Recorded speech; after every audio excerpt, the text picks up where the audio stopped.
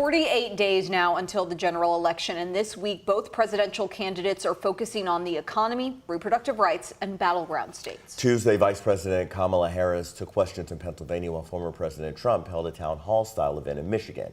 ABC's Christian Cordero has campaign updates now from Washington. Vice President Kamala Harris was back in Philadelphia Tuesday. Talking about the economy, Harris touted the administration's accomplishments around job creation.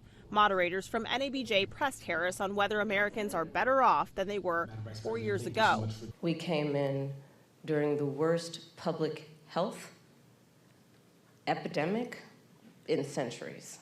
We came in after the worst attack on our democracy since the Civil War. And a lot of it due in large part to the mismanagement by the former president. The vice president also talking reproductive rights following the death of a young Georgia mother who died after waiting 20 hours for a hospital to treat her complications from an abortion pill. But it should not be the government or Donald Trump telling her what to do about her own body and her life. Former President Donald Trump held a town hall in Michigan and was also asked about the economy, deflecting questions about the cost of groceries by focusing instead on energy, then tried courting the Michigan crowd by bashing electric vehicles. What's wrong with those cars? They don't work well in cold, and they don't work very well in heat.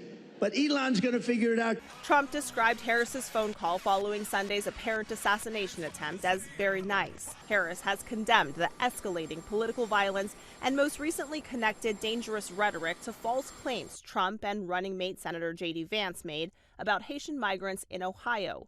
Ohio's governor, Republican Mike DeWine, says those comments need to stop. We had one person told me, I'm not even sure my business would be here. But for the Haitians.